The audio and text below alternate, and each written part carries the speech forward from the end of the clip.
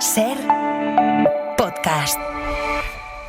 Antes de que empecemos, quiero dar la bienvenida a los nuevos miembros. Que levanten la mano los nuevos. ¡Aquí! ¡Este de aquí! ¡Este es nuevo! ¡Aquí lo tiene! Te pido que subas, futuro abanderado del sí. Es igual, solo vengo de oyente. No puedes ir de oyente por la vida, amigo. Ahora debes subir aquí. No, gracias, estoy bien. Perdona, ¿qué es lo que has dicho? He dicho que estoy bien. Antes de eso, Gracias. rebobina un poco más. No. ¡Ha dicho que no! ¡Ha dicho que no! ¡Ha dicho que no! ¡Ha dicho que no! Hoy en El Rincón y la Esquina hablamos del no. Hoy por hoy Magazine. Ser podcast. No, na na na nay. No no no no, na na na nay. No no no no, na na na nay. No no no no. No, na na na nay. No no no no, na na na nay. No no no no, na na na nay. No no no no. Marta Sanz, buenos días. Buenos días. Manuel Delgado, buenos días. Buenos días. A ver, vamos a hablar del no. Y para empezar, Marta, ¿tú sabes decir no? ¿Eres de la que dice no a secas, titubeas, intentas edulcorarlo? Menuda pregunta, Ángels. A mí me cuesta muchísimo trabajo decir que no, porque aún me veo a mí misma como una meritoria. Entonces, siempre es todo, sí, Por si acaso, por si acaso. Entonces, de todos modos, últimamente estoy aprendiendo por pura supervivencia. En general, a mí me parece que en nuestra cultura pues tenemos formas directas de dar negativas, como esa tan maravillosa de las griegas, no, nanay, que no, ner, ni de coña, que va. Pero tenemos también otras bastante más sinuosas. Es como si nos diera un poco de miedo decir que no. Quizás sería mejor que, es complicado, si lo dejamos para otro día. Entonces yo creo que en nuestra cultura, en nuestra lengua, no es fácil decir que no, y cuando por fin nos negamos a algo añadimos 50.000 excusas y circunloquios.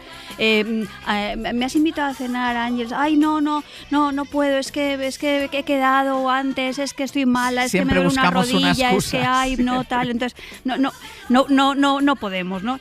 Hay otra alternativa que es la del silencio. Pues tu padre te dice, pues vas a estudiar medicina, y entonces tú vas, te callas, te matriculas en medicina, no asistes nunca a clase, entonces no dices que no, pero de alguna manera te estás negando, y esto nos lleva a pensar que quizá una cosa sea decir que no y otra cosa negarse. Hay otras veces que no decir que no, pues hay veces que puede ser un acto de cobardía, pero también es consideración y cortesía y empatía, no tiene por qué ser exactamente sumisión.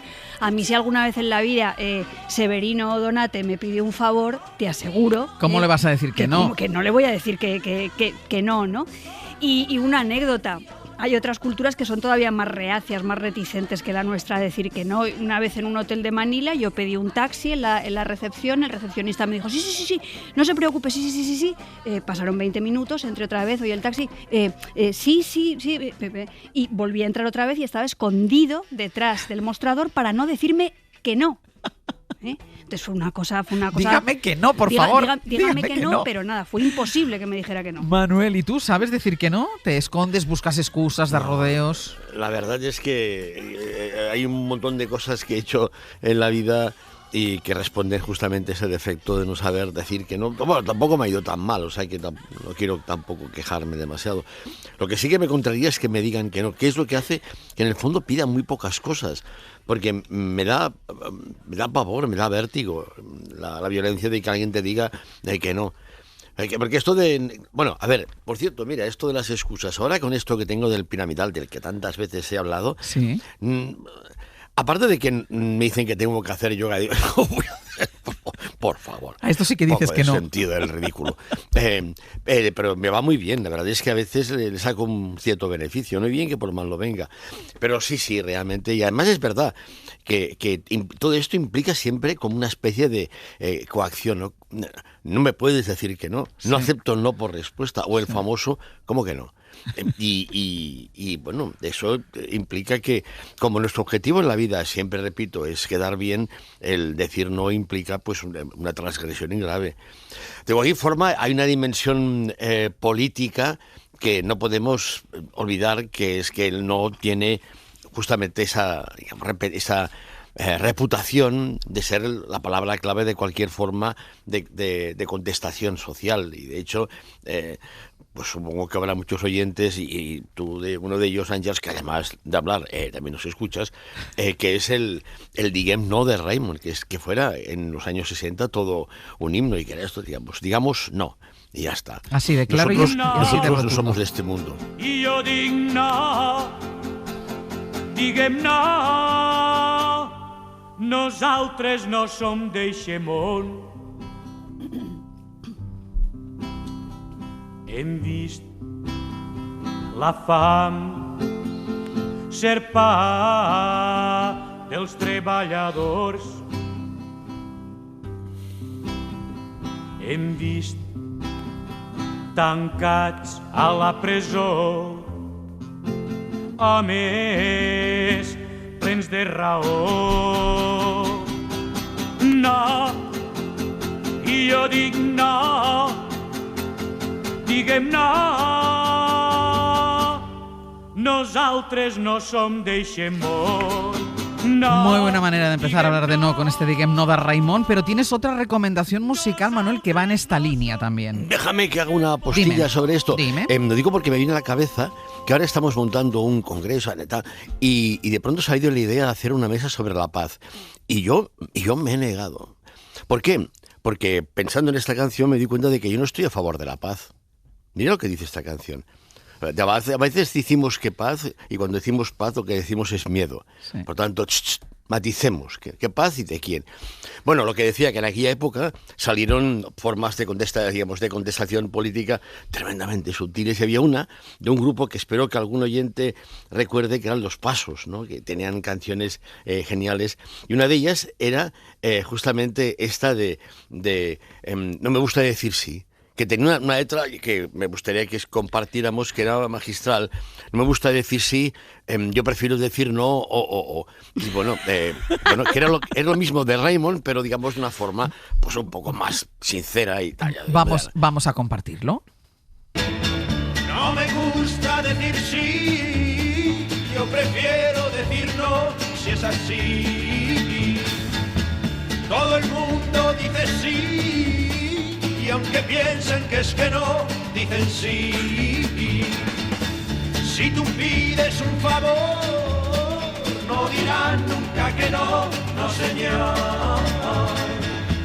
Te dirán siempre que sí, pero tú comprobarás que es que no. Vamos a hacer una cosa sobre esta canción. Fenomenal. Nos vamos a ir a publicidad, recordando primero el teléfono 900-100-800, para que ustedes nos cuenten si les cuesta decir no, si no soportan que alguien les diga que no, esa vez que se atrevieron y dijeron que no, cuando les han dicho a ustedes que no en algo que no se esperaban. Venga, el no hoy en el Rincón y la Esquina con Marta, con Manuel, 900-100-800. Vamos a hacer una pausa y a la vuelta lo retomamos. Ahora mismo, seguimos con el Rincón y la Esquina, pero déjenme que les cuente, porque yo pensaba que ya lo había visto todo en esta vida, por parte de la profesión, por parte de la política, pero lo que ha pasado en la rueda, no, en la rueda de prensa no, ojalá hubiera sido una rueda de prensa que hubiera aceptado preguntas. En la comparecencia de Leire Díez es todo surrealista. Ya saben que ha llegado 20 minutos antes de lo que estaba anunciado, ha estado 20 minutos sentada en la mesa, luego ha hablado, no ha aceptado preguntas, pero es que además Ana Fernández Vila, hola de nuevo. Hola, ¿qué tal, Ángel? Ha aparecido en esa comparecencia Víctor de Aldama. Ha sido un espectáculo todo bochornoso. Sí, ha sido surrealista, ya la guinda del pastel. Lo que faltaba ha sido que al acabar justo esa declaración ante la prensa sin preguntas, porque como decías, Leire Díez no ha querido hoy aceptar preguntas, bueno, pues ha aparecido Aldama en el atril, ha empezado a increparla, a llamarle mentirosa. Ahí es cuando Leire pues ha abandonado la sala, pero él, este empresario Víctor de Aldama, le ha perseguido por la sala, ella también rodeada por una nube de cámaras, fotógrafos, periodistas, mucha gente. Ha habido momentos de tensión bastante agobiantes, porque ha habido muchos empujones, sobre todo al pasar por el arco de la puerta ha sido, incluso yo diría que peligroso. Se han caído botellas, había una mesa con botellas de agua de cristal, se ha caído alguna al suelo y se ha roto, todo esto mientras ella intentaba, como te decía, abandonar esta zona del hotel, y Aldama la perseguía detrás de ella gritándole que era una mentirosa, que todo es una pantomima, que se está riendo de la gente. Ya después él se ha quedado también atendiendo a los medios de comunicación, ella se ha ido sin responder preguntas, como decíamos, pero bueno, todo esto ahora ya más calmado parece, pero momentos de tensión y surrealismo aquí en este hotel del centro de Madrid. Totalmente, absolutamente surrealista lo que ha pasado esta mañana. Ana Fernández Vila, muchísimas gracias. A vosotros. Hasta adiós. luego. Hoy por Hoy Magazine. Ser Podcast. No quiero que te preocupes por lo de la casa. Aunque tenga que venderla, seguiremos estando juntas. No la venderás, Blanche. Esta casa la compró papá. Y la compró para mí. Te equivocas, Jane. Lo has olvidado. Compré esta casa para nosotras dos cuando firmé el primer contrato. Tú crees que yo no me acuerdo de nada, ¿verdad? Baby Jane Hudson ganó el dinero para comprarla. Se pagó con dinero mío. No sabes lo que dices. Blanche, no venderás nunca esta casa, ¿entiendes? Ni saldrás jamás de ella tampoco. Jamás.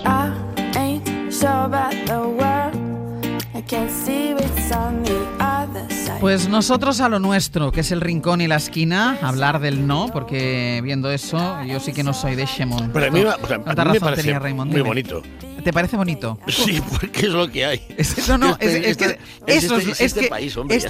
es el problema. Que esto el mundo es nos lo envidia, que hay. Ángeles, el mundo nos envidia. No.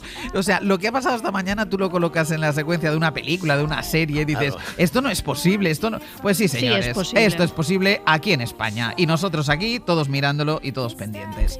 A ver, Marta, que hablábamos de la lista de canciones. Hemos escuchado a Raimon, hemos escuchado a Los Pasos, pero yo quisiera, tú también tienes lista de canciones, pero quería que incidieras en esta relación entre decir no y la rebeldía. Sí, y yo inauguro el momento del poema de los miércoles. Venga, yo llevo lo necesito. una temporada con lo del poema de los miércoles y como contrapunto a todo esto que estamos viviendo, pues no está mal escuchar un poema de Gloria Fuertes que expresa eso, el poder transformador del no. Y que habla muy bien de cómo estos adverbios pues matizan el carácter positivo o negativo de lo que viene después. Es un poema que se titula Poema al no.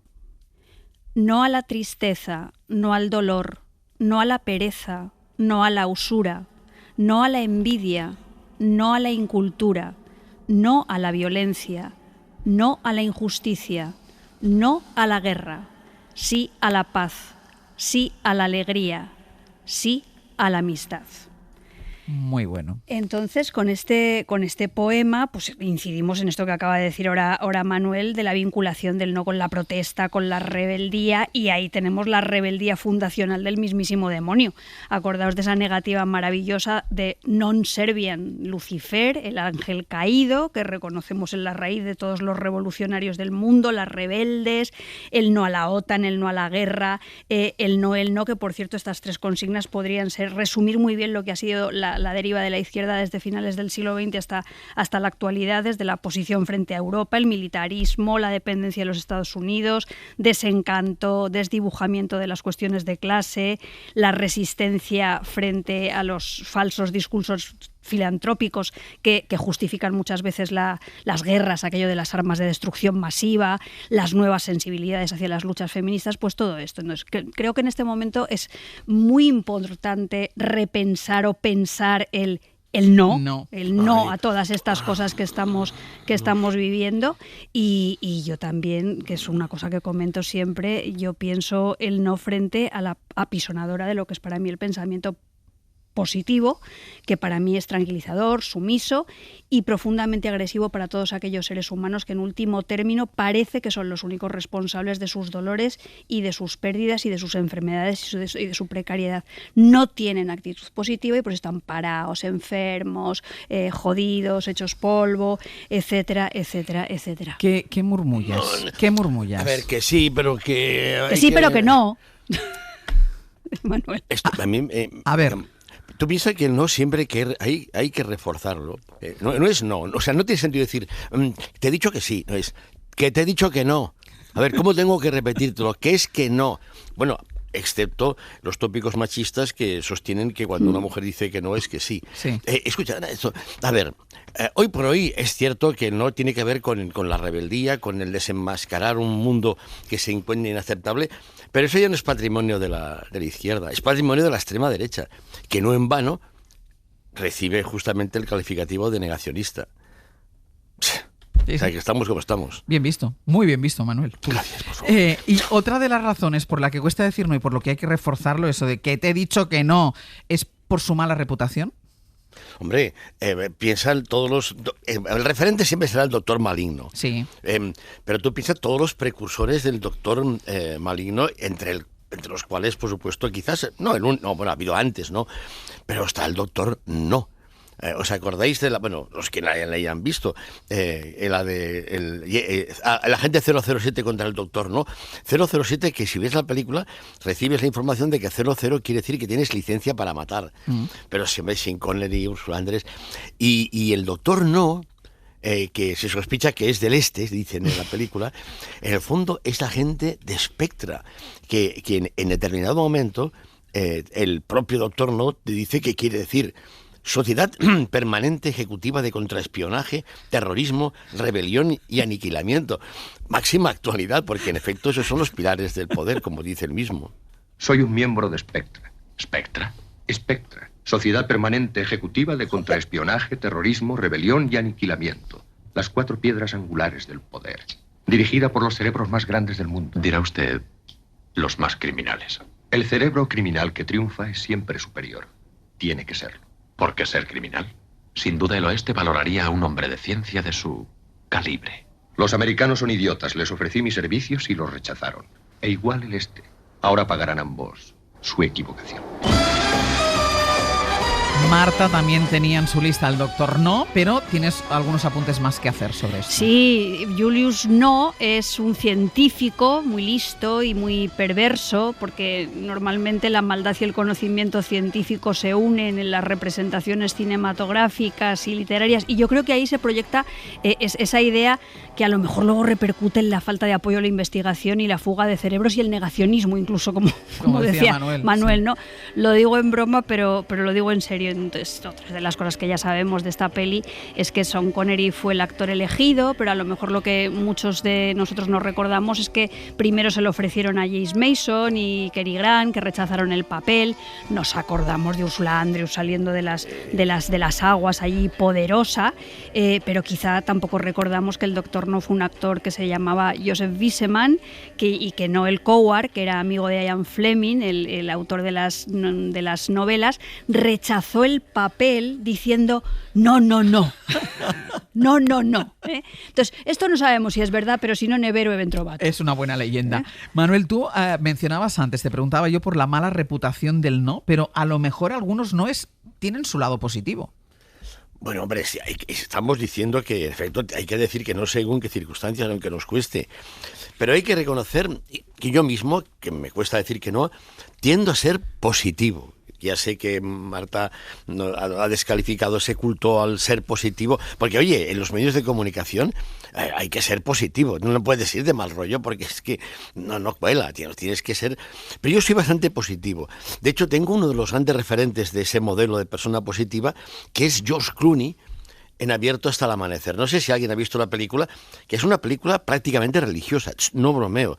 Si alguien la recuerda, es justamente unos súper malvados que te cagas tal, que de pronto secuestran a un pastor protestante que va con sus hijos y tal.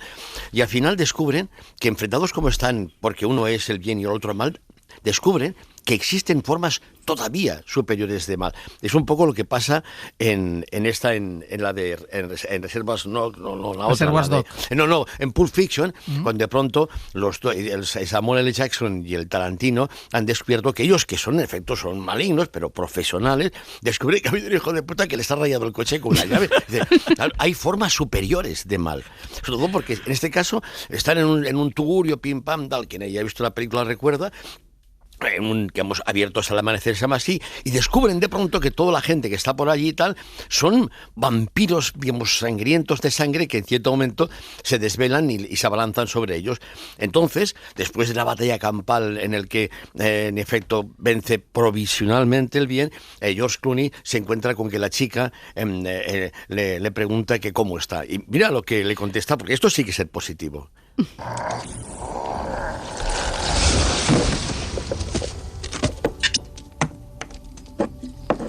Seth, ¿te encuentras bien? Estupendamente, Kate. El mundo es maravilloso.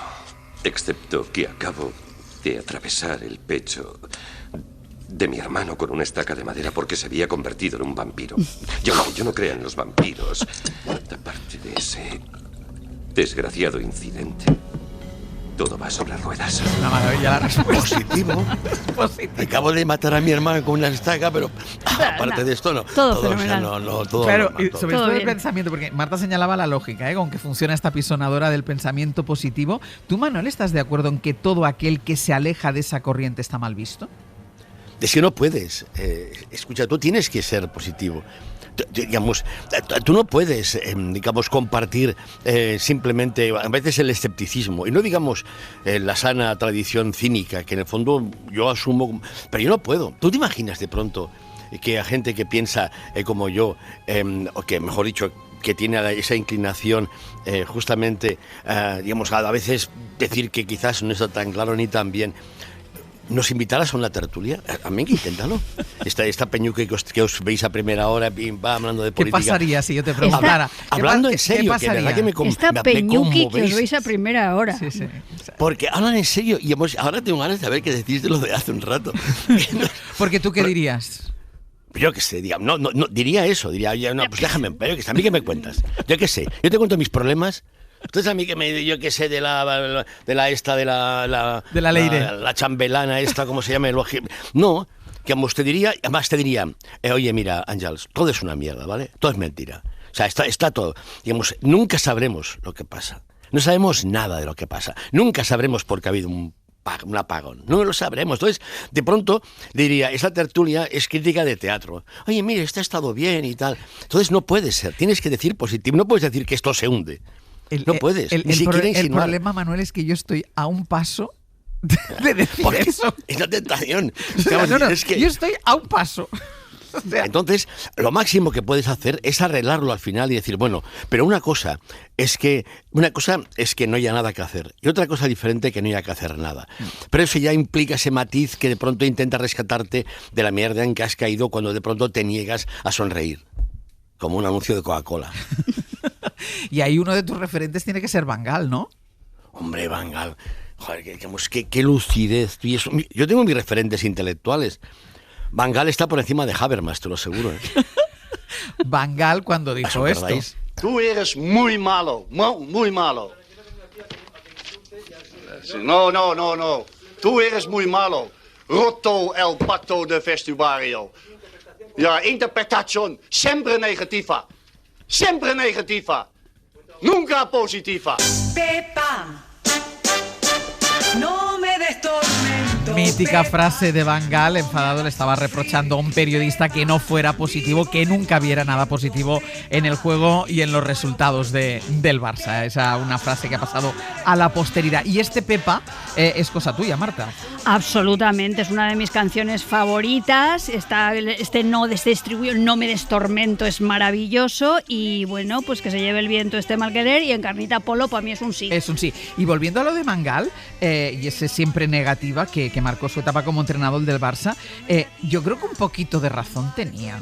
Hombre, un poquito también. Es verdad que hay gente que es un no por sistema, que existen, y no sé por qué me viene ahora a la cabeza la película esta maravillosa Mejor Imposible, que el protagonista era Jack Nicholson, y también tenemos la expresión esa de ser un pa contrarias, que por lo visto está basada en un personaje de TVO, Don Pa Contraria, que yo no recuerdo, o sea, yo no me acuerdo de este personaje, pero bueno, y por lo visto decía aquello de qué se trata, me opongo. ¿De qué se trata? Me opongo. Esto, algunos oyentes estarán pensando en el PP en algunos de sus momentos estelares, pero de todas maneras, a lo que yo quería llegar con esto de la positividad y la negatividad y todas estas cosas, es que yo creo que hay veces que las actitudes negativas, rebeldes, contestatarias, cabreadas, se vinculan a una afirmación de la vida y de la posibilidad de la emancipación, y hay algunas veces que las actitudes positivas pues lo que son una negación de la posibilidad emancipatoria y de la vida, ¿no? Entonces, no estamos locas, vivimos sin vivir en mí, tan alta vida espero que muero porque no muero, son paradojas tan llenas de verdad como muchas otras. Entonces, a mí esa positividad o ese positivismo por sistema me parece muy sospechoso y en el fondo encaja perfectamente con lo que ha dicho Manuel. Para ilustrar estas reflexiones tenemos poesía mística y cine, pero ya conocéis el carácter de Jack Nicholson, que no deja opción. Ni aunque haya un incendio, ni siquiera si oyes un golpe seco en mi casa y al cabo de una semana sale de aquí un olor que solo puede ser el de un cadáver putrefacto. Aún así, no llames aquí. O si es la noche de las elecciones y estás emocionado y quieres celebrarlo porque algún chupapollas con el que sales ha sido elegido el primer presidente marica de los Estados Unidos y quieres a alguien con quien compartir ese momento, no llames. A esta puerta no. No. Bajo ningún concepto. ¿Lo has captado, ricura?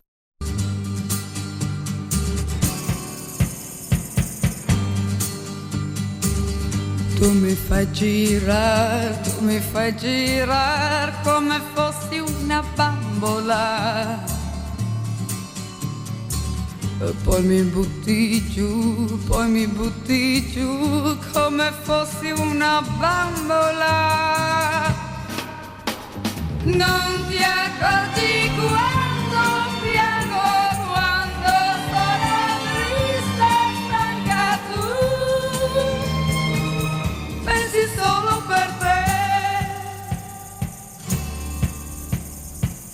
No ragazzo, no ragazzo, no. Que digo yo que si alguno de los dos quiere cantar con Pati Bravo puede hacerlo, ¿eh? Yo con la bámbola no me atrevo. Es que hoy no he tomado suficientes claras de huevo para aclararme la voz. ¿Tú, Manuel, te atreves con la bámbola? No, yo sabes que soy una persona tímida, Ángel. Yo no. O sea, me vas a decir que no. Los dos me habéis dicho que no, ¿eh? Que no. Vale. No. Pero yo te he dicho que es que no me ha aclarado lo suficiente la garganta. Vale. Me he justificado. Vale, pues voy a retomar guión, ¿os parece? Sí. Porque estamos hablando del no, 900, 100, 800, porque también queremos que ustedes nos cuenten sus experiencias con el no, con el que ustedes han dicho o con el que le han dicho a ustedes. Algunos dicen no a todo y a todos, lo hacen muy fácilmente, pero tampoco, Manuel, puedes estar todo el tiempo diciendo que sí. Bueno, a ver, también, todos tenemos también experiencia de gente que nos dice a todo que sí, que ya es sospechoso.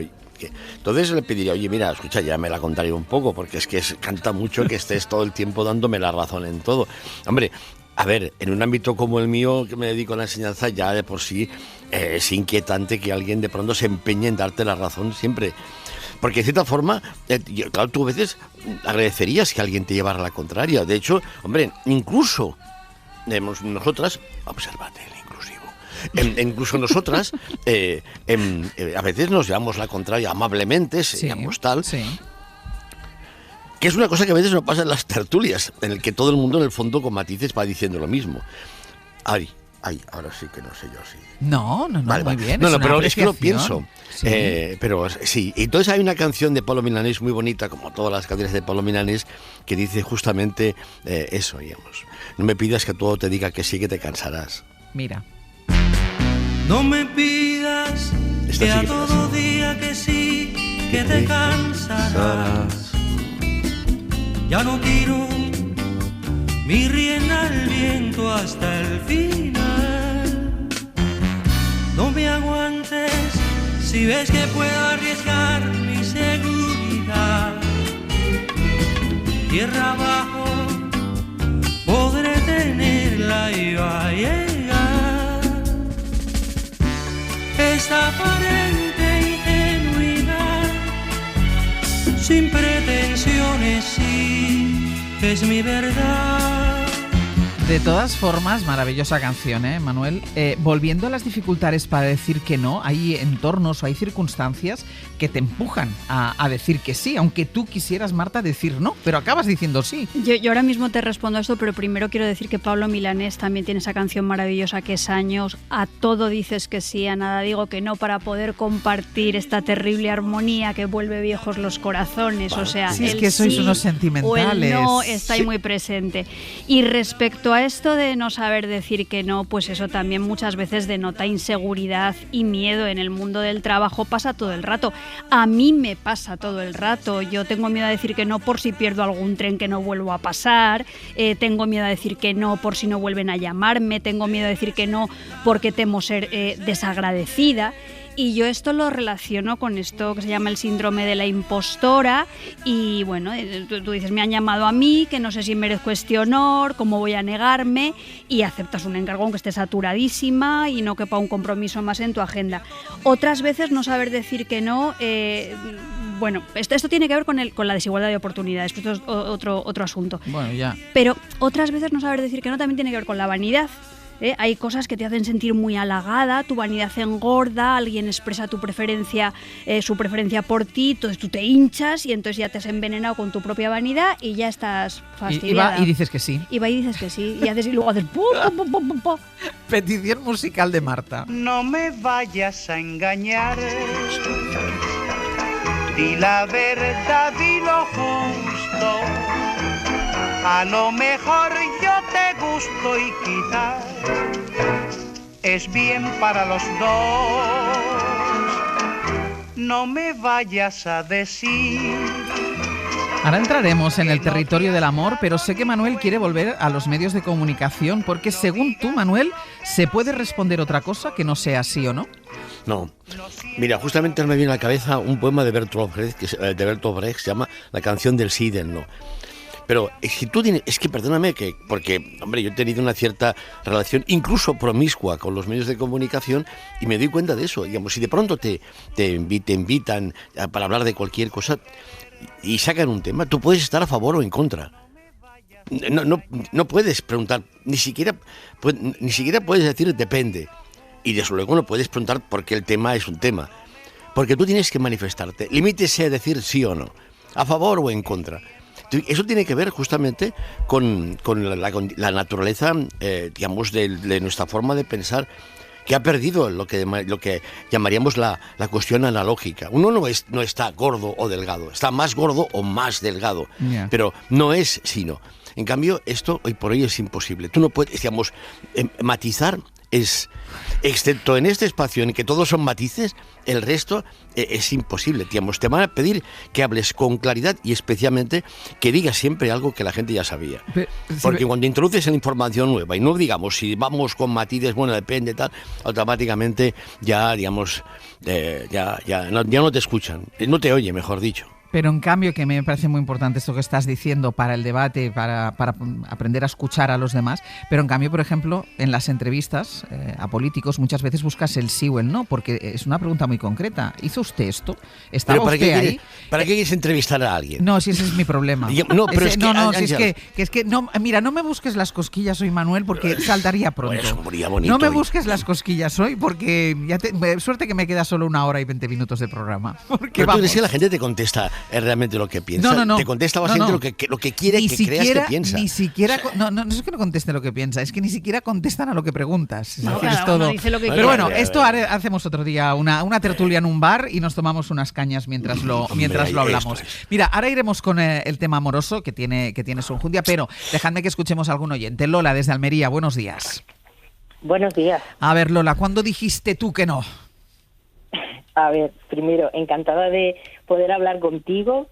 Os escucho todos los días, soy mi compañera desde las 6:30 hasta que me acuesto. Pues me alegro muchísimo de que estés ahí al otro lado, Lola. Cuéntanos, el no. Bueno, pues mira, cuando yo tenía 25 años, ahora ya tengo algunos más, me ofrecieron un puesto de responsabilidad en una organización a nivel nacional. Sí. Yo tenía un puesto de responsabilidad en Almería, formaba parte de la organización en Andalucía y me ofrecieron llevar ese puesto de responsabilidad a nivel nacional, o sea, eso suponía trasladarme a Madrid.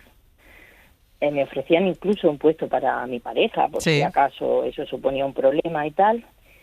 Pero después de pensarlo, la verdad es que tampoco dudé demasiado. O sea, mi primer input fue decir... No. Como que no.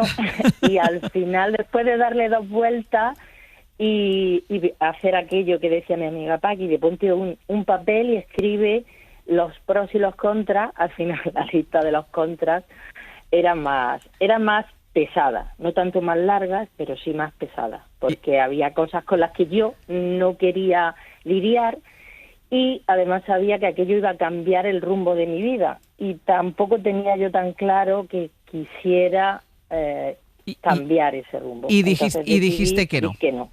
Efectivamente. ¿Y bien? Sí. Bueno. Sí, en ese momento hubo mucha gente que me dijo aquello de... ¿Cómo vas a decir que no? Exacto. ¿Cómo vas a decir que no a semejante cosa? Pero la verdad es que estoy... O sea, cuanto más tiempo pasa, más contenta estoy de haber dicho de ese no. Lola, pues muchísimas gracias. Un beso. Gracias a vosotros. Hasta luego. Esta es otra. ¿Cómo vas a decir que no? Cuando tú has decidido ya que vas a decir que no. De todas maneras, la Lola yo la entiendo perfectamente porque a mí me cuesta mucho decir que no, pero sin embargo a las cosas más jugosas que me han podido ofrecer en la vida, que tenían una relación directa con el poder, siempre he dicho que no. Y Matilde desde Sant Sadurní d'Anoia, buen día, buenos días. Buen día, Ángeles y compañía. ¿Qué tal, Matilde? Cuéntanos sobre el no. Pues mira, yo quería reivindicar un poco como estáis haciendo el no como manera de educar, ¿sabes? O sea, hoy en día en las aulas cuesta muchísimo que te entiendan un no. Lo tienes que argumentar, evidentemente, pero ya la tercera o cuarta vez que has dicho que no, pues ya como que pierde un poco de sentido, ¿no? El no también se tiene que educar en casa, es un tema de límites positivos y de aceptación y de gestión de esa frustración cuando dices que no. A los niños se les dicen pocos nos. A los niños se les dicen muy pocos nos porque o hay culpas por medio también. Entiendo que estamos en una sociedad que tiene mucha mochila de culpas, ¿sabes? Pero es que el no es positivo, es una manera de educar. Y no solo a los niños, me estoy imaginando cuando alguien pregunta, ¿no vas a una pareja joven, no vais a tener niños? No. E inmediatamente vienen más preguntas. Es aceptar ese no también, ¿sabes? Es complicado el no, pero hay que decirlo. Pues Matilde, me gusta mucho la reflexión. Muchísimas gracias. A vosotros. Un beso, reivindiquemos ese no. Y nos queda muy poquito, pero yo sí que quiero hablar del no en las relaciones amorosas. ¿Qué pasa con los nos y los enamorados, Marta? Pues el dar calabazas. ¿Me quieres? Claro. No, eso es difícil, aunque es verdad que hay gente que hay que cortarla desde un principio. ¿Me quieres? No. Adiós, ahí te quedas. Y a mí lo que me molesta mucho es aquello del no eres tú, soy yo. Eso me parece un ejemplo de cobardía, de no asumir las cosas. Es mucho mejor decir, pues mira, ya no te quiero, como dice Vicentico en una canción de los fabulosos Cadillacs. Pero eso de no eres tú, soy yo, como en la película de Diego Peretti, pues a mí no me gusta, la verdad, no me identifico nada. Y me gustaría hacer solamente un punto literario, que es, por favor, reivindicar siempre una maravillosa novela de Mercedes Soriano que se llama Historia de no, que forma parte de una trilogía, Historia de no, contra vosotros, y acaba con quien conoce a Otto Benninger, que habla del fracaso de una generación con ideales revolucionarios que acabó enajenada por el afán de consumo responsable en las casas y los coches. Cita de Mercedes Soriano: olor a café y a orina y a papeles arrugados y a fritanga de calamares y a transición democrática. Es maravillosa y conviene revisitarla. Que yo, claro, iba a decirte Manuel, pero es que no sé si puedes añadir algo después de eso. Yo solamente quería comentar básicamente algo, un homenaje a la gente que acaba las frases diciendo ¿no? No, sí. ¿No?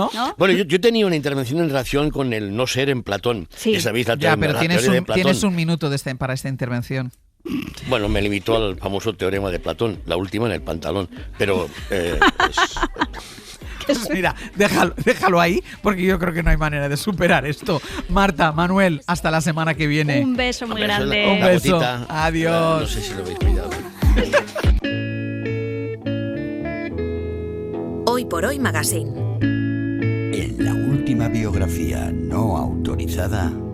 Hoy presentamos la biografía de una persona muy odiada por unos y muy querida por otros, como suele ocurrir con quienes fueron presidentes de gobierno de España. Biografía no autorizada de José María Aznar. José María Aznar López es un político español, cuarto presidente de gobierno de España desde la transición. También es difícil de creer que Aznar haga entre 600 y 800 abdominales diarios. Sus abdominales y Felipe González son los dos mejores amiguis de José Mari. No hay semana que no se encuentren en La Centralidad. La Centralidad es un bar que hay en el centro de Madrid. Allí se juntan para ver de sus cositas, de bonsáis, de pádel, de lo mal que envejecen algunos, lo típico. Se cuentan chistes de los 90, estos moderadamente garrulos, llaman parienta a sus mujeres, ponen a parir a Pedro Sánchez y se quejan de que ya no hay libertad de expresión como la que había antes cuando gobernaban ellos. También, a veces, Aznar lleva a Felipe a ver obras, edificios ya construidos en este caso. Sí, porque Aznar se centra más en entidades en horas bajas, con dificultades económicas, para ver si las compra. Algunos jubilados le dan de comer a las palomas, otros le dan de comer a fondos buitre. Palomas, buitre, todas las aves merecen nuestro respeto. Con Àngels Barceló.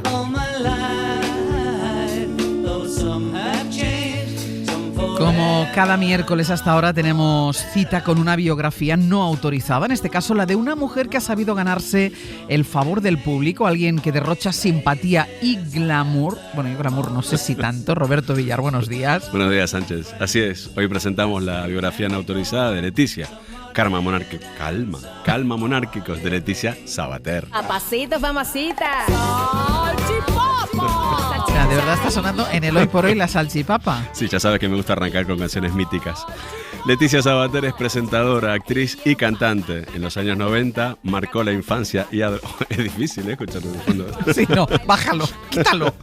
En los años 90 marcó la infancia y adolescencia de cientos de miles de niños y hoy continúa cautivando a aquellos niños, ya adultos maduros, que la siguen teniendo como referente. ¿En serio? Que a mí me preocuparía que personas de más de 40 sigan teniendo de referente a Leticia Sabater. Pues cualquier psicólogo, aunque no sea argentino, te confirmará que Leticia ha marcado el devenir de una generación. Ahora que ha alcanzado las cotas más altas de reconocimiento y prestigio, uno puede pensar que el suyo ha sido un camino de rosas hasta llegar a la excelencia. Nada más lejos de la realidad. Mira, y te voy a decir una cosa, sin conocerla demasiado, pero yo creo que Leticia es una gran trabajadora. Incansable, incansable. O, como dicen sus detractores, lamentablemente es incansable. Empezó como chica de figuración en el 1, 2, 3. Chicho Ibáñez Serrador supo ver su potencial. Chicho declaró en su momento: yo quería que Leticia llegara muy lejos. Al segundo programa quería que se alejara lo máximo posible del plató. No sé cómo interpretar estas palabras de Chicho. Poco lo saben. Leticia también fue una chica hermida, o como sostienen sus fans, Hermida fue un señor Leticia. Después de retransmitir la llegada del hombre a la luna, dijo alguna vez Hermida, lo más emocionante que he vivido en mi carrera fue retransmitir la llegada del logopeda que había contratado para Leticia. Son dos testimonios decididamente esclarecedores. También fue azafata de la Vuelta Ciclista de España y sin ruedines. Pero ella no es nostálgica, vive el presente y su presente es musical. Está empeñada en hacer canciones y, terca que es, también se empeña en cantarlas. Hombre, y en hacer vídeos. En hacer vídeos, es una artista multidisciplinar. Creo que hacer un repaso de algunas de sus creaciones musicales nos permitirá trazar un mapa sentimental de las últimas décadas de este país. Te preguntaría si es necesario, pero bueno, de todas formas creo que exageras un poquito. Pero venga, dale. Es necesario y no exagero, Ángel.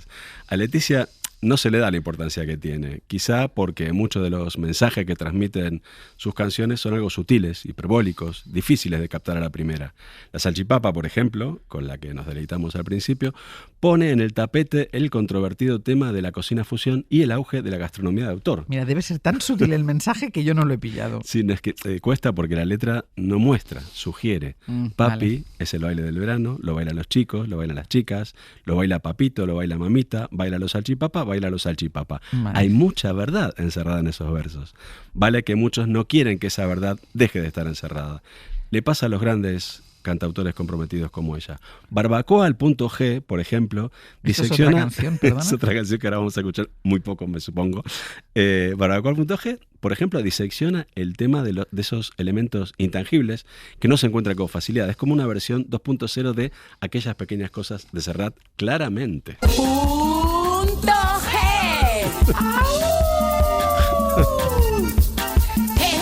Si tú dices que es muy Serrat, venga, muy Serrat. Muy Serrat.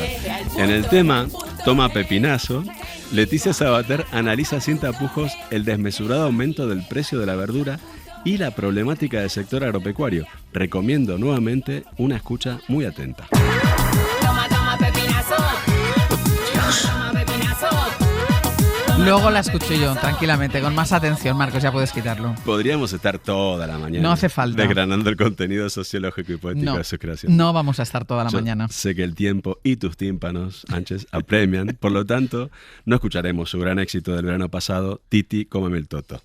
¿En serio? En serio. Y es una canción que, según tú, condensa el conocimiento y el sentimiento humano, ¿no? Y en solo 3 minutitos y 54 segundos de nada, Ángels. Pero, no, un momento, no te estás inventando los títulos de las Te lo canciones. juro que no, todo esto es Vale. verdad. Y las canciones, aunque no las podemos escuchar entre aquí, recomiendo que la gente las escuche, porque consulte. además yo creo que en esta biografía estás dejando ver tu admiración por Leticia, no estás siendo objetivo. Puede ser, lo admito. Soy un tipo sensible, estas cosas me llegan, pero también soy muy capaz de ver las facetas que no me gustan tanto de los biografiados, su lado oscuro, digamos. Y creo demostrarlo además cada miércoles. Pues dime 3 cosas negativas de Leticia Sabater antes de despedir. Venga, va. 1. Hace años que ya tiene su casa pagada. ¿Pero esto es negativo? Genera resquemor, envidia. Tiene un caserón y no tiene hipoteca. Al público le cuesta perdonar estas cosas. 2. Compra la ropa para el vestuario de sus aclamados vídeos en Estados Unidos. No apuesta por la moda española, a diferencia de nuestra Leticia con Z, que suele vestir de modistos de aquí. Y 3. Admira profundamente a Isabel Díaz Ayuso. En su defensa, diré que esto puede ser consecuencia no deseada de la anestesia. ¿De qué anestesia? Que aquí me he perdido. Hace unos años, Leticia se sometió a una operación para solucionar su estrabismo. Los médicos integrantes de mi equipo interdisciplinar creen que algún resto de anestesia se quedó ahí en algún recoveco de su cerebro. Si no, es difícilmente explicable que Leticia haya lavado el trabajo de Díaz Ayuso durante la pandemia. Oye, brother, ¿te has enterado? Bueno, si lo afirma tu equipo médico, conclusión. Leticia Sabater tiene cuerda para rato. Sus canciones seguirán iluminando el camino de las futuras generaciones. Y hasta vos, Ángels, acabarás cayendo en las redes de sus canciones. Himnos, más bien, como esta, El Langostino Rufino, que estamos escuchando de fondo. Que estáis escuchando de fondo, porque yo me he quitado los auriculares hace ya rato. Hasta la semana que viene. Hasta el miércoles. Dale una oportunidad, Leti. No venga. se la voy a dar. Ostras. Hoy por Hoy Magazine.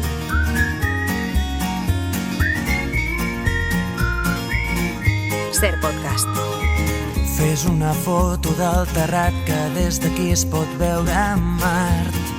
Hora de viajar una vida en Hoy por Hoy. Pepe Rubio, buenos días. Buenos días, pues la pista del viaje de ida de hoy me llegó leyendo una entrevista a Rodrigo Cuevas en la que se le pregunta cuál era su personaje histórico preferido y él respondió Regina García, la asturianita. Tenemos un montón de placas en un montón de casas de gente, de hombres sobre todo, que bueno, que hicieron sus cosas y muy bien, pero que no hicieron ni la mitad de la mitad de la mitad de lo que hizo la asturianita y sin embargo pues a la asturianita prácticamente no se la recuerda nada más que en su pueblo, que está borrada totalmente su historia y sus aportaciones a la sociedad.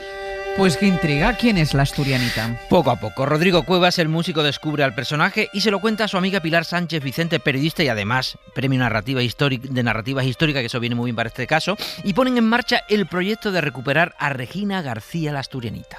Rodrigo y yo estábamos muy empeñados a hacerle ver la luz, porque es una pena realmente que una mujer como esta y tantas otras permanezcan en la oscuridad cuando en realidad son ejemplo de superación y ejemplo que debe ser para todo el mundo, porque es una mujer admirable que no conoce el no y no conoce una frontera, como decimos aquí, no besebe. Morena. O sea, veo que se viene personaje importante. Bueno, pero de entrada pequeño, nace en 1898 en el seno de una familia humilde de agricultor de Valtravieso, Luarca, Consejo de Valdés, 7 hermanos. Al padre no le llega con las cosechas. Pilar Sánchez Vicente, autora de La Asturianita, editada por Orfeus. La salida más normal en aquel momento era o irte a la ciudad a malvivir en condiciones penosas o emigrar. Y él, entre emigrar a América, que no quería, la ciudad tampoco, lo que hace es compra un aserradero, se hipoteca para el resto de sus días con un aserradero que desgraciadamente será donde tenga lugar el accidente de Regina.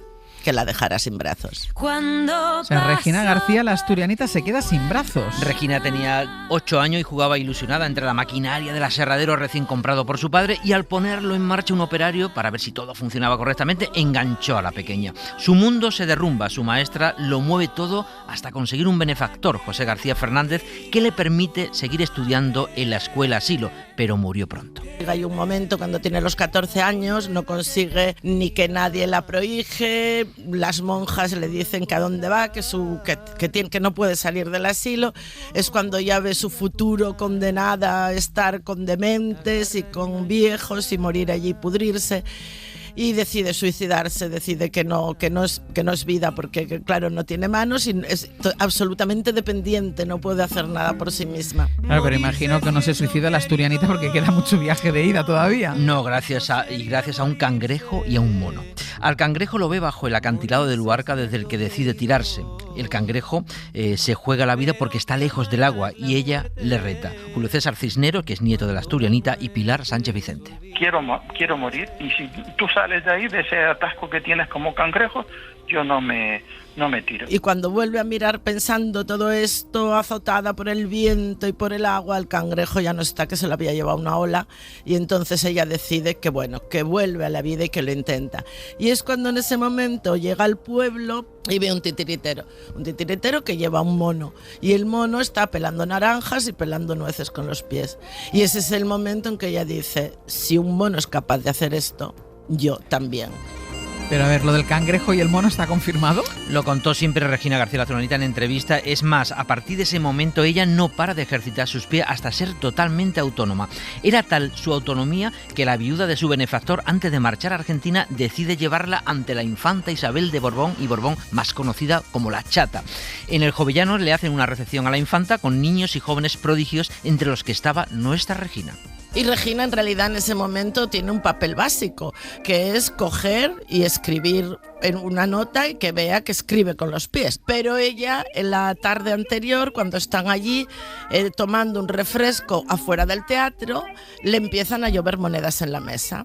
Y ella no entiende por qué, hasta que le explican que piensan que es que forma parte del espectáculo de Raquel Meyer. Y ella no dice nada. Y es cuando el día siguiente, cuando le toca su actuación en el teatro, ve que la infanta está medio dormida ya, porque además Regina sale de las últimas, está allí con su frasca de vino y su copa, y Regina, ni corta ni perezosa, cruza todo el escenario, coge con un pie la copa, coge la frasca de vino, le sirve a la infanta, se lo da, y claro, la infanta despierta y está en la conmoción, que queda absolutamente fascinada por aquella niña que es capaz de hacer con los pies lo que otras personas no serían capaces de hacer con las manos, ¿no?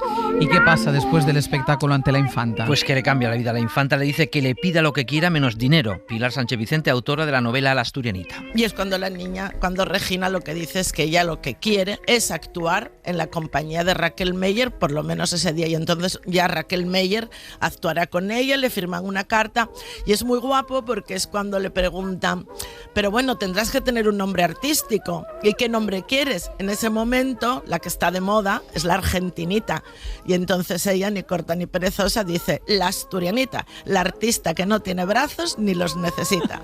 Gran eslogan. Es el que acompañó ya de por vida todos los espectáculos de la asturianita. Aitana Castaño nos trae a nuestros días aquella tarde de 1919 en el Jovellanos. Estoy en la terraza del Café de Indurra de Gijón, exactamente el mismo lugar en el que hace más de un siglo Regina García llamó la atención de todos los que caminaban por el Paseo Begoña por su habilidad con los pies. A mí, hoy, en estos momentos, no me está haciendo caso ni el camarero. Si la asturianita estuviera a mi lado, con esa sorna que la caracterizaba, seguro que me decía, anda nena, levanta el brazo, tú que puedes, y llama al camarero, pero no lo voy a hacer. Antes voy a enseñaros el Teatro Jovellanos en el que ella debutó y dio el campanazo. Pero ojo, no es el Teatro Jovellanos que está justo al lado del Café de Indurra, no, este está a 200 metros, corto y cambio. Y digo está, pero en realidad estaba, porque lo que hay aquí, ahora mismo, en lo que era el teatro donde debutó Regina, es la biblioteca pública. Hay un cartel labrado en piedra a la izquierda que dice que en este edificio se proyectó la primera película de cine de la historia de Gijón. Bueno, pues fue teatro, ahora es biblioteca y por el medio fue banco. Si lo piensas un poco bien, bastantes réditos le dio este edificio a nuestra asturianita. ¿Y a partir del éxito del Jovellanos? Pues empiezan las giras por España, por América, y sobre el escenario pintaba, escribía, hacía música, pero que nadie crea que aquello era un espectáculo de circo y variedades. Su gran éxito de público tiene que ver con su filosofía. Julio César Cisneros, nieto de la Asturianita. Porque ella no se limita a decir sé hacer esto, sino sé hacer esto porque tengo fuerza de voluntad, porque no me rindo, porque no me entrego a la burla ni a la minusvaloración. Ella defendía, y lo defendió en muchas ocasiones, entre ellas algunos discursos que todavía se conservan, donde ella lo dice, yo no me resigné a las condiciones que el mundo me mandaba y me rebelé contra ellas y puse los brazos del mundo entero a mi disposición. Si tú quieres, tú puedes. Esa es la frase estrella de ella. O sea, era una mujer de eslóganes. Era una coas de hace 100 años, para entendernos, ¿no? Independiente, libre, mujer adelantada a su tiempo, se casó, tuvo 3 hijos, el último en un barco, por cierto, se separa, se hace empresaria, recorre el mundo entero, habla 5 idiomas. Pilar Sánchez Vicente. Aparte que es muy guapa y es muy estilosa, vistiendo. Claro, el mundo de las artistas es un mundo realmente de las mujeres libres. Ellas lo hablan, ellas son las que en ese momento de los años 20 no tienen ataduras. Hay que darse cuenta que es el momento de las flappers, ¿no? Y de las flappers en Estados Unidos, de las garçonnes en Francia. Y estas mujeres que andan por el mundo, con ese baúl que se llama precisamente un mundo. Bueno, pues ese mundo es el que realmente le da a ella libertad. Me encanta Regina García, la Asturianita, qué descubrimiento. Y más que te va a gustar, en una de sus giras americanas se convierte en imagen publicitaria de la Ford. Porque la Ford acaba de sacar un nuevo coche y, claro, ella se le anuncia perfecto. Si ella puede conducir, tú también puedes hacerlo. Entonces ese es el momento, digamos, culmen, porque de hecho ella tiene que pasar un examen a cada ciudad que va, tiene que pasar un examen para ver si puede conducir o no. Y esto hay que tener en cuenta que solo en Cuba actúa en 37 localidades. O sea, pasa 37 exámenes, va con su coche anunciando el espectáculo. Es una mujer imparable. Pero la Asturianita llegaba a todas las ciudades donde actuaba conduciendo con los pies. Exacto, era la imagen de la superación de un mundo entre guerra y crisis que necesitaba su discurso. De ahí su éxito, que la lleva incluso por petición del gobierno de la Segunda República a liderar una comisión sobre discapacidad ante Naciones Unidas. Bueno, Sociedad de Naciones entonces. Allí se hace íntima de Eleanor Roosevelt y su marido, el presidente Roosevelt, que la recibe en la Casa Blanca. Pilar Sánchez y Julio César Cisneros. Conoce a Eleanor y Eleanor, como también su marido está en silla de ruedas, Roosevelt también tiene su propia discapacidad, digamos. Bueno, pues ese encuentro cuando se produce, que ya digo que tuvo que ser muy emocionante, Regina, extendiéndole su pie enguantado y lleno de joyas para estrecharle la mano, ¿no?, al presidente de Estados Unidos. Y cuando llega a ver a Roosevelt, levanta el pie, Roosevelt le coge de los pies y le da un beso en los pies. De Valtravieso, Asturias, a Washington, ojo con Regina García López, la Asturianita. ¿Y dónde sería esa escena de la Casa Blanca? Se lo hemos preguntado a Sara Canals. Bueno, este saludo se habría podido producir en 2 escenarios de la Casa Blanca. Uno sería la entrada principal, en el exterior, la mítica fachada de estilo neoclásico. Y luego el otro escenario podría haber sido perfectamente la llamada East Room, que en español sería la Sala Este. Es una sala ceremonial ubicada dentro de la residencia, en la planta principal, y reservada solo para visitas y actos importantes. Es una habitación cálida, donde lo primero que llama la atención, nada más entrar, son los impresionantes candelabros de cristal que cuelgan del techo y también los enormes retratos presidenciales, como por ejemplo el de George Washington o el de Abraham Lincoln. Tiene un techo muy alto, de unos 6 metros, con molduras ornamentadas, y desde allí, a través de sus grandes ventanales y con unas cortinas de terciopelo doradas que llegan hasta el suelo y que también llaman muchísimo la atención, los más afortunados pueden apreciar el jardín interior de la Casa Blanca. ¿Y cuando estaba en España, dónde residía la Asturianita? Ella siempre vivía en Valtravieso, en Asturias, en su pueblo, y desde allí pone en marcha su obra filantrópica, la Fundación Selección, para ayudar a sus estudios a niños de familias pobres. Julio César Cisneros, nieto de la Asturianita, y Pilar Sánchez Vicente. Que es un proyecto para conseguir becas para niños que, siendo inteligentes, no pueden desarrollar ni tener estudios porque son hijos de campesinos pobres. Y hacía un concurso, ella establece unas normas para ese concurso, donde, por ejemplo, no entra la religión como asignatura, y en ese sentido la acusan de querer sacar a Dios de la escuela. Bueno, es un poco, no sé, muy actual, digamos, ¿eh? Incluso la tachan, es un momento ya muy previo al levantamiento, la tachan de masona, la tachan de roja. Buah, veo venir el final de Regina García, de la Asturianita. No vas mal encaminada ante la poca colaboración de los ricos de Luarca. Se viene en la primavera del 36 a Madrid para actuar con el fin de sacar fondos para su fundación. Le pilla el golpe de Estado y, siendo ella de ideales republicano, la encarcelan los republicanos por negarse a ser espía. Un capitán del ejército republicano le hace la entrevista y la quiere cooptar como espía. Lo que pone en ella es primero la risa, es decir, ¿cómo voy a ser yo espía? No tengo brazos. Eso le lleva a ella a rechazar profundamente participar, colaborar con ellos, aunque previamente su acción social era bastante en la línea del liberalismo socialdemócrata, ¿no? Pero qué injusto, ¿no? Sí, la negativa de la asturianita de ser espía la llevó a la cárcel de Venta. Allí, enferma de tifus, consigue curarse, y cuando termina la guerra y ya está en libertad y se siente bien y quiere volver a Asturias, decide un día ir al cine. Y en aquel momento, cuando acaba la película, en todos los cines, bueno, pues la gente se ponía, alzaba el brazo, cantaba el himno nacional, Viva Franco, etcétera, etcétera. Y un chavalillo que tenía al lado, un joven, le dice que ella, ¿por qué no levanta el brazo, no? Y ella dice que, como diciendo entre risa, que ella, vamos, no levanta el brazo ni ante el mismísimo Franco, poco menos que ni ante Dios, ¿no? Que ella, pero el otro se lo toma a mal. Pero ¿cómo iba a levantar el brazo la asturianita si no tenía brazos? De ahí su broma, pero el chico enfadado era un falangista que pasa la información, la espía, la confunden con otra Regina García, que era propagandista socialista y además amiga suya, y vuelve a la cárcel de Venta mucho más dura, acusada por el otro bando. Ya la cárcel es el horror, porque allá en una celda donde estaban 2 hay 12, con un solo camastro, no tiene dinero ni para el zotal, para los piojos, que la comen viva, que encima sin brazos no se puede ni rascar. Ahí ya coincide con la otra Regina y coincide también con las 13 Rosas. La juzga un tribunal militar y claro, cuando la pobre cuenta esta vida, yo estuve con Roosevelt, yo vine y la ven allí tirada, sin brazos, en aquel estado, dice, bueno, esta mujer lo que está es loca como una maniega, vamos, todo eso es mentira, piensan que se lo inventan, ¿no? Pero por favor, qué final tan brutal, ¿no? Y tan rocambolesco. Terrible la familia, además en la ruina, hijos adolescentes diagnostican su muerte por tifus, cuando ella, todo el mundo sabe que el tifus solo se pasa una vez y ya lo había pasado ya.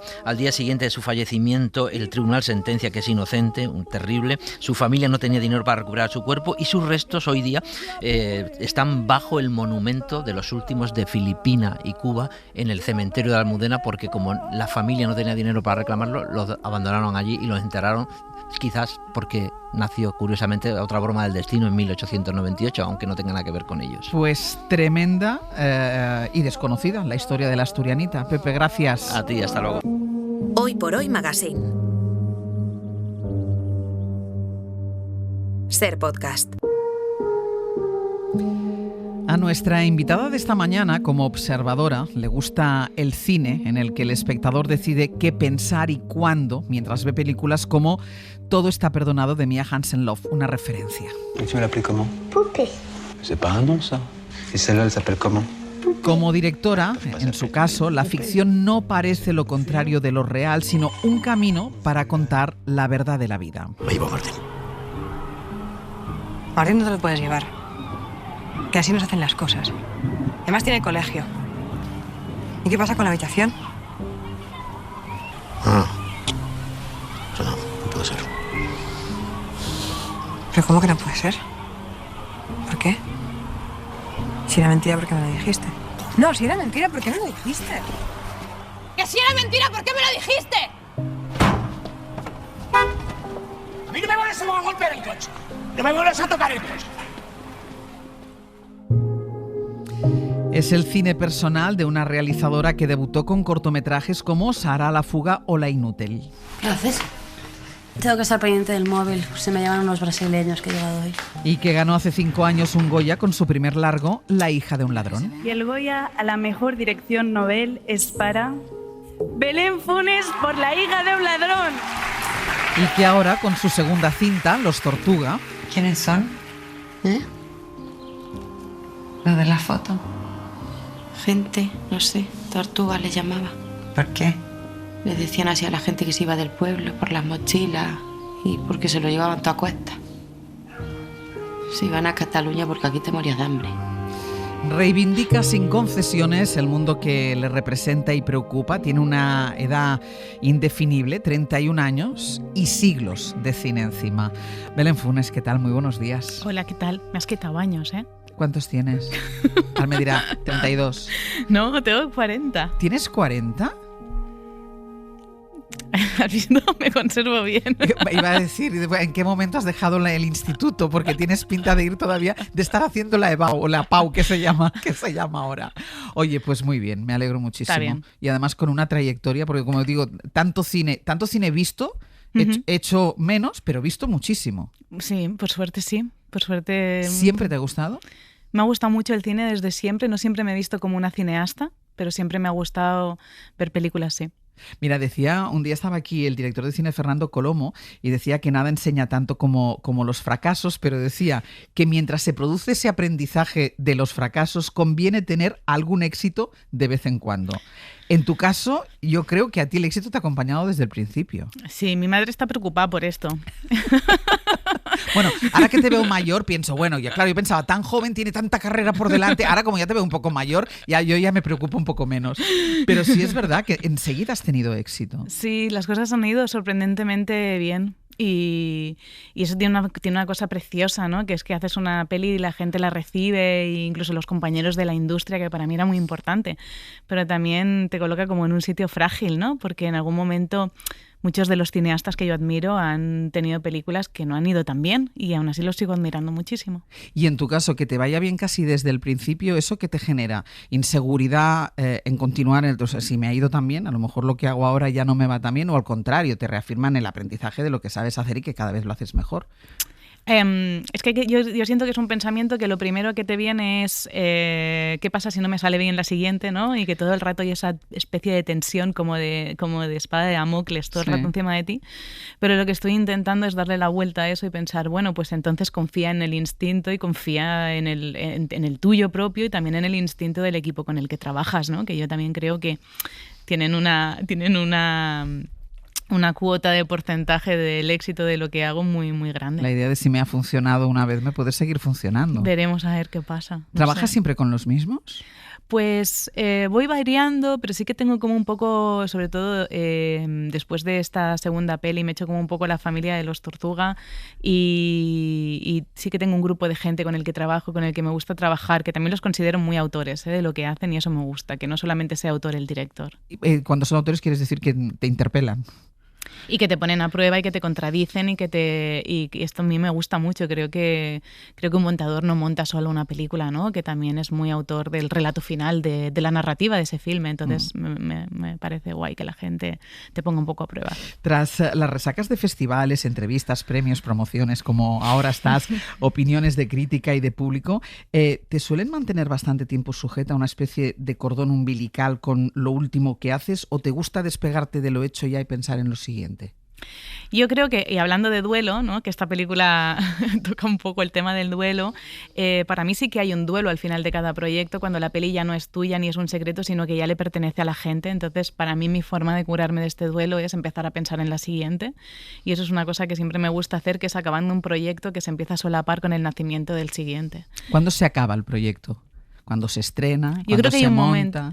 Yo creo que hay un momento que es cuando la proyectas en una sala de cine al público que no sabe nada de la película, que no son ni tus amigos ni los técnicos, y alguien ya ha pagado, ¿no? Ha comprado una entrada para pasar 2 horas allí con lo que les estás proponiendo, ahí la peli ya no es tuya. Y durante ese proceso, hasta ese momento, ¿te obsesiona lo que haces? ¿Estás todo el rato dándole vueltas al proyecto, a lo que haces, a lo que esto debería quitarlo, debería ponerlo? Sí, porque es bueno, supongo que a ti también te pasa, ¿no? Que hay algo de este trabajo que es pura obsesión y también que es muy fácil que caigamos en esa espiral de cómo podría mejorarlo un poco más, ¿no? O cómo podría ser este corte más fino o este diálogo mejor. Entonces, bueno... Claro, porque es un trabajo además como el nuestro que no tiene un control de calidad definido, es decir, todo el mundo tiene una opinión, con lo cual... Sí, Y entonces hay algo que es tu instinto tuyo propio, ¿no? Que yo me fío mucho de eso, que al final el instinto yo también siento que es acumulación de conocimiento, ¿no? No solamente algo espiritual, ¿no? Pura acumulación de conocimiento, como del tiempo y de los años. Sí. Y la experiencia. Sí, y yo me intento fiar también de eso un poco. Te he escuchado que cuando vas al cine buscas como espectadora ser necesaria para completar la historia que te cuentan, es decir, que te involucren. ¿Tú buscas sobre todo hacer películas para poder ver ese tipo de historias que demandas como espectadora? Sí, yo creo que soy muy espectadora cero de mis propias películas. O sea, como que intento poner en el cine cosas que a mí me moverían o me conmoverían o me interesaría ver, ¿no?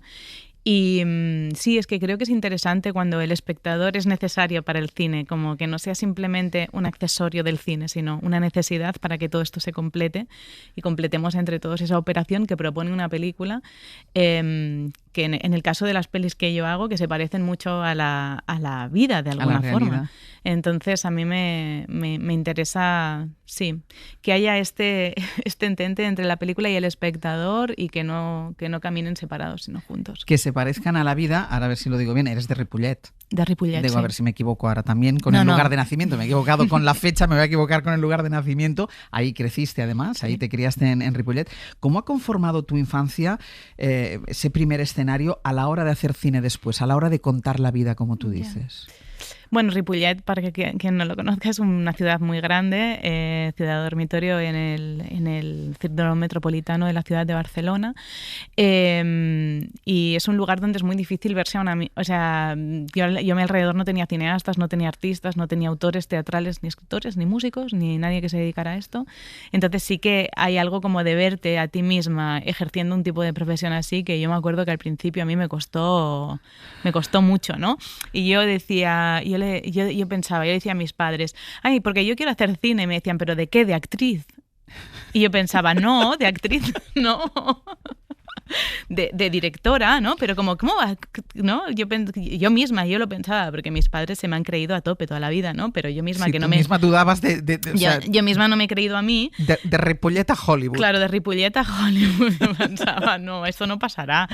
Pero sí que es cierto que yo que formo parte de una familia de clase trabajadora, que iba a los colegios públicos y que la primera vez que estuve en contacto con ese ambiente más elitista fue cuando empecé en la universidad, en la SCAC, en la Escuela de Cine, pero todo lo previo a mí yo creo que me ha servido mucho como para mirar el mundo y como intentar colocar esos espacios que para mí son súper cotidianos en las pelis que hago. Cuando dices, yo le decía a mis padres, quiero ser directora, ¿eso con qué edad tenías tú? Yo era bastante, o sea, no era una niña joven, no tengo esto como desde niña de ser cineasta, me gustaba ver películas, pero como a partir de como sobre los 18, 17, 18, 16 años, como que yo me veía quizás en esto. Los Tortuga cuenta la vida de gente que tuvo que emigrar a otros lugares con lo poco que tenían, en este caso de las familias que marcharon buscando una nueva vida en Cataluña, y ahí Ripollet podría ser un buen escenario porque fue y sigue siendo lugar de llegada y de recibir a mucha inmigración. ¿Cómo surge contar estas historias? Bueno, en mi caso también surge de las ganas de hacer una película dividida entre el territorio catalán, entre Barcelona y Jaén, que era un poco como era yo, ¿no? Que estaba también hecha entre estos dos territorios y me parecía muy raro que no hiciera yo una película en Jaén o sobre la inmigración o sobre este viaje de ida y vuelta todo el rato. Entonces yo he pasado mucho tiempo allí, muchas vacaciones, muchos veranos con mis primas, mis tías y hay algo que me gustaba de que parte de mi educación sentimental formara la película, ¿no? Y se pareciera a la película a eso. Y ahí empezamos un poco con la idea de hacer una peli. En Los Tortuga la relación de madre e hija recaen sobre una madre, la actriz chilena Antonia Zegers. Oye, es que pasó algo. ¿Qué pasó? Yo vengo de Barcelona y estaba en mi casa tranquilamente y de repente ¡pah! Una persona que cae. ¿Es verdad que en buena medida sentías la necesidad de hacer la película para poder trabajar con ella? En buena medida y o sea, absolutamente. Tú haces la película porque quieres trabajar con ella. Sí. ¿Y eso cómo es? Porque yo había visto sus pelis, a mí ella me encantaba, me parecía una actriz fascinante, con una energía delante de la cámara inexplicable y yo quería hacer una película con ella. Tengo una lista de actores O sea, estás haciendo... Un momento, que estás haciendo la próxima película tachando para hacer el cheque en otro actor o en otra actriz. Puede ser. Puede ser. Entonces yo como que me muevo mucho por como por las ganas de trabajar con gente a la que admiro y por ganas de juntarme con gente a la que admiro, ¿no? Y por eso fue a hablar con Antonia. ¿Y eso te condiciona a la hora de hacer y de dirigir la película? Es decir, como estás pensándola para una actriz o para un actor determinado, ¿te condiciona? Absolutamente. O sea, lo peor es que te diga que no. O sea, si te dice que no, empiezas a escribir de nuevo casi, ¿no? Porque yo le había puesto tanto para que fuera Antonia a la Delia que yo pensaba, claro, ahora como esta mujer nos diga que no, ¿qué hacemos? ¿Se lo pensó mucho? No. Es verdad que en buena medida ella siente necesidad de hacer la película para trabajar con ella, pero luego está el personaje que interpreta a la hija, que es Elvira Lara. Bueno, no te preocupes por las nóminas, que yo ya tengo una. ¿Cómo? Que he dejado la uni. No era lo mío. ¿Por qué? No, porque necesitamos 2 nóminas. ¿No lo has visto? ¿Dónde? En la fábrica. ¿Cuál fábrica? La de galletas, donde estuvo el papá. Claro, en cuanto ves la película piensas que no es posible, pero es verdad, ella no había actuado nunca. No. ¿Y cómo la encuentras? Pues Elvira sale de un casting muy enorme que hicimos por la ciudad de Barcelona, en universidades, manifestaciones, buscando chicas, pues esto, entre 16 y 18 años. Vimos a casi 800 chavalas de esa edad que muy generosamente se sentaron en una silla a explicarnos quién eran.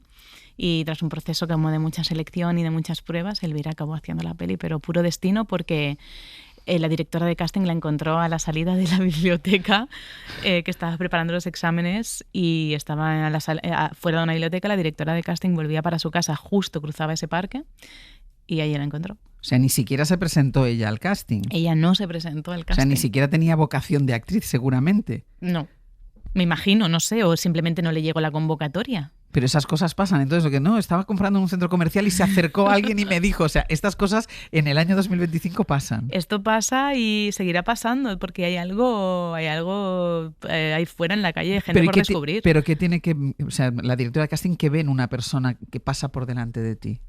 Bueno, ella había un grupo de chicas y de chicos y entonces ella, pues claro, como estaba buscando para una película a una chica, se acercó y entonces vio a Elvira y Elvira tiene una cosa que mucha gente no percibe, pero que mucha otra gente sí, que es que se parece un poco a mí.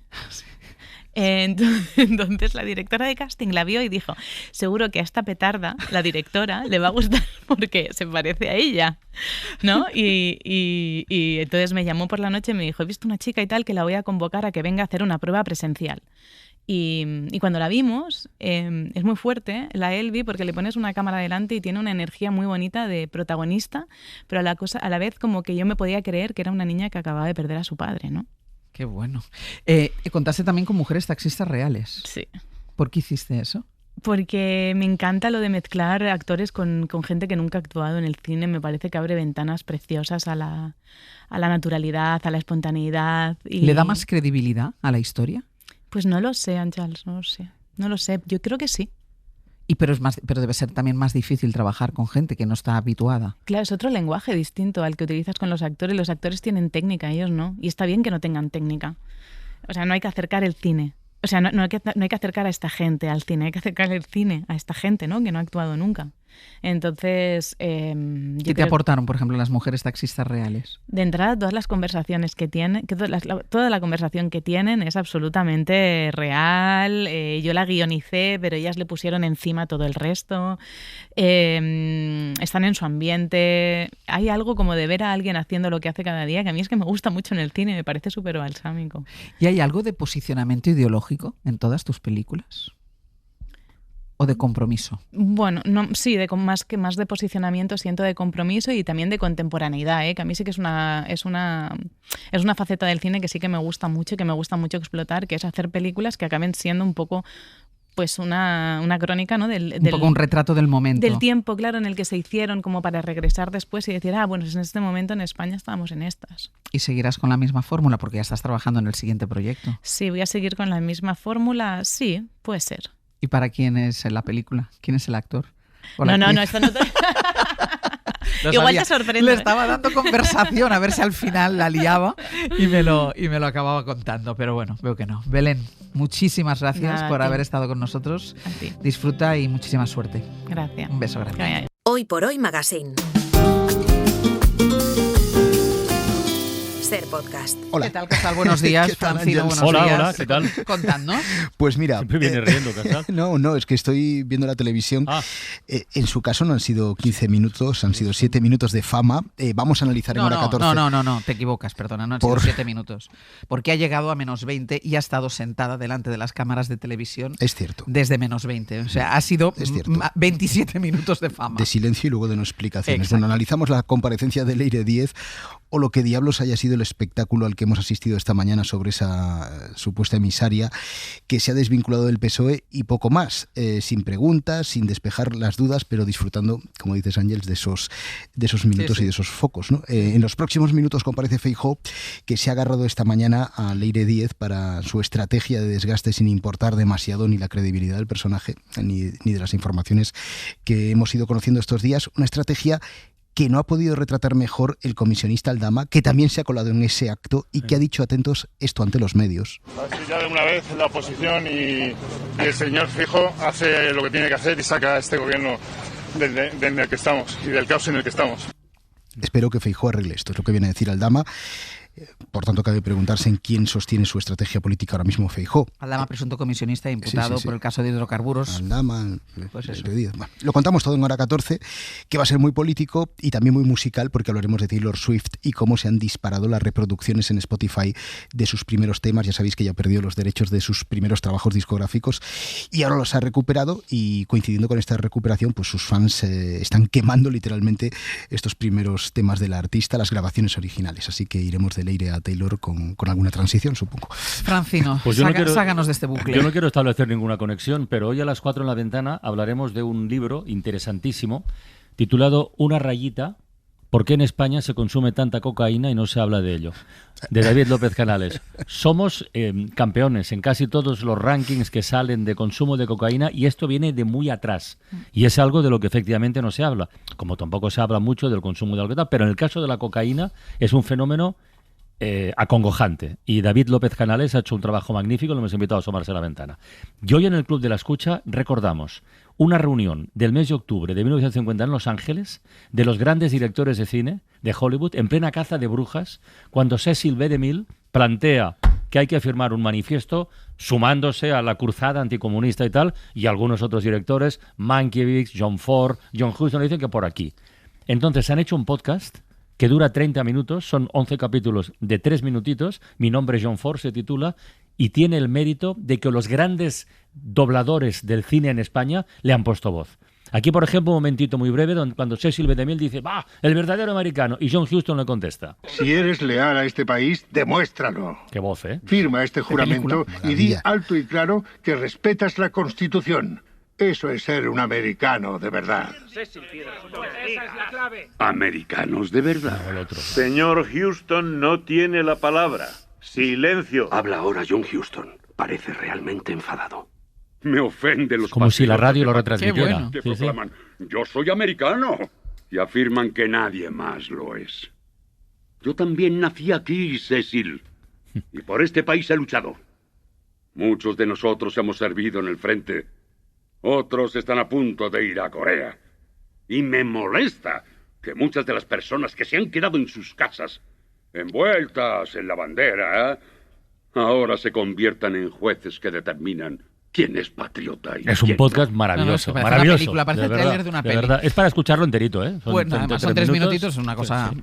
Os escuchamos. Muy bien. Hasta Hala, luego. hasta luego.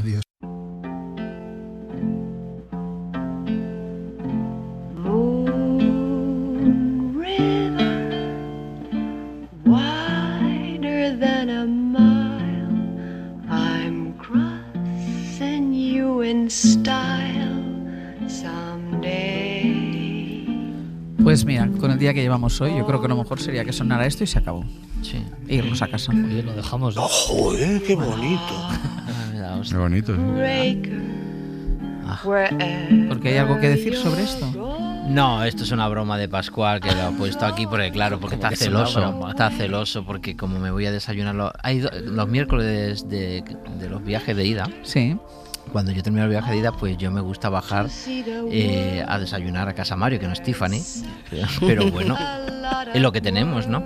Y me acompaña Pedro, que no es Audrey Hepburn, Pedro Hernández, nuestro bueno, pero es majete, pero es un diamante bruto, muy bien, bruto. Muy bruto. Sobre todo bruto. Sobre todo bruto. Y Nacho Palomo. Me encanta bajar con yo entre 10 y 11, tranquilamente, cada 2 miércoles, a tomar un pinchito de tortilla, hablar de nuestras cosas. ¿Y qué pasa? ¿Y alguien claro, te lo critica? Claro, como con Genio hay parte, que es la otra parte del programa, como que, ¿qué hace este tonteando con los otros? A mí no me disgusta esta tendencia que tienes de hacer nuevas amistades, es que te la pruebo. Lo que me llama la atención es que lo hagas, dices cuando acabas el viaje de ida, creo que no lo acabas nunca. No, es cuando están ya... Cuando está todo para imprimir. Es el momento de más relax. Entonces Pero eso debería ser lo normal, porque todos trabajamos en el mismo programa. Sí. Es algo que se está empezando a instaurar. Yo voy los viernes. ¿Tú vas los viernes? Yo los viernes bajo con el club del pincho de tortilla. Vale. Y bajo un poco también en secreto, he de decirlo. Pues no lo hagáis en secreto. No sé por qué 2 personas sensatas como Pepe y yo habremos llegado a esa conclusión. Pues no sé por qué lo hacéis, porque eso es la vida. Claro. Eso es todo para integrar. Yo es verdad que con Ana he bajado algún viernes también y ya te ayuda a sentirte parte del equipo. Lo que pasa es que yo hoy he escuchado algo por la mañana que me ha hecho sentirme un poco excluido. Hay mucha afición a correr en España, bueno, y en el mundo en general, a la maratón, carreras populares. ¿En este equipo a lo mejor también? En este equipo, yo pues, creo que no, ¿eh? Yo tuve mi ya, época. Por eso yo te miraba a ti ya, pensando en ti. No, ya estoy retirado. Vale, pues entonces yo creo que no hay mucha afición a correr en este Acuérdate equipo. de las nueces. No hay afición a correr en este equipo, pues entonces bueno, los que corremos seremos de otro equipo. Sí, pero sigo teniendo la razón. En este equipo no hay afición a correr. Que una persona corra... No, pero os habéis puesto no así quiere decir que en este equipo hay afición a ver si se nos ocurre a alguien que No, corra yo he en pensado este en Pascual Donate, que hubo una época claro. que él quería... He pensado, a lo mejor Pascual... Ojo, que de vez en cuando... Que iba al retiro para tomar cerveza. ¿Te acuerdas cuando iba a correr y se apuntó a un gimnasio? Es que si os ponéis a pensar en gente que corre y lo primero que se os ocurre es Pascual Donate, pues claro, pasa lo que pasa. No, pues cuando yo era como Iñaki de edad, hay 2 miembros de este equipo. Hay 2 miembros de este equipo que corrimos mucho juntos y estamos aquí sentados los dos, uno al lado del otro. Severino y yo nos hacíamos el retiro todos los martes y todos los jueves por las tardes. Mía. Sí, Madre mía, que viendo, ¿quién puede creer? Éramos vecinos y corríamos todas las tardes y me acuerdo que se le subió un poco el gemelo, ¿te acuerdas? ¿Cómo se le ponían los gemelos? Yo cada 100 metros me tenía que parar. Le decía, Pepe, se te subió el gemelo a la cabeza. Y entonces yo negociaba con los gemelos y entonces volvía a retomar y... Hacíamos ejercicio allí en la Rosaleda. Y de aquellos barros, estos lodos, que sería Pascual. No entiendes, Pascualena, que no hay afición en este No, en este está equipo. claro. Se ha perdido. Sí, se ha perdido. por lo que sea, se ha perdido. Pepe y yo corríamos por correr, no para contarlo. Lo que ha perdido el atletismo español, Madre Ojo, mía. que cuando ya los gemelos estaban en su sitio, hicimos varias vueltas al retiro. Y Se os recuerda. Que ¿Varias vueltas en cuántos años? Progresamos mucho. Llegábamos, la circunferencia son como 5 kilómetros y a veces nos llegamos a hacer 2 en una tarde. Y casi 3. Hay fotos vuestras en el Palacio de Cristal. Sí, te recuerdo.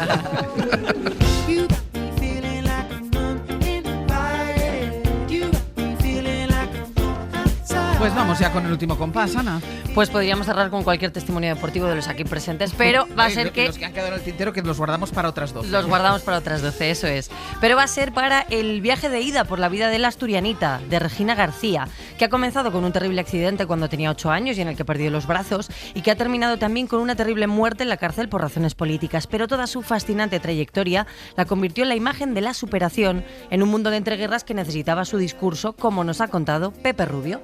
Que la lleva incluso por petición del gobierno de la Segunda República a liderar una comisión sobre discapacidad ante Naciones Unidas, bueno, Sociedad de Naciones entonces. Allí se hace íntima de Eleanor Roosevelt y su marido, el presidente Roosevelt, que la recibe en la Casa Blanca, Pilar Sánchez y Julio César Cisneros. Conoce a Eleanor y Eleanor, como también su marido está en silla de ruedas, bueno, pues ese encuentro cuando se produce que ya digo que tuvo que ser muy emocionante, Regina extendiéndole su pie enguantado y lleno de joyas para estrecharle la mano al presidente de Estados Unidos. Y cuando llega a ver a Roosevelt, levanta el pie, Roosevelt le coge de los pies y le da un beso en el pie. Pues mañana más, a partir de las 6, les esperamos, pongan el despertador.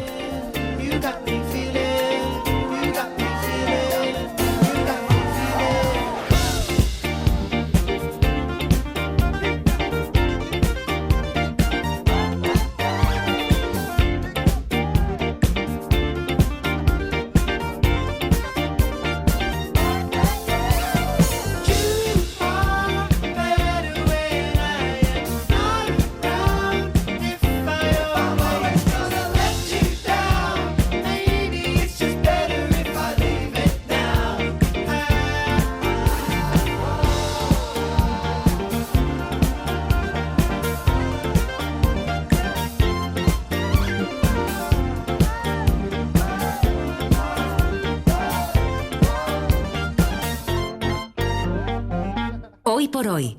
Àngels Barceló. Para no perderte ningún episodio, síguenos en la aplicación o la web de la SER, Podium Podcast o tu plataforma de audio favorita.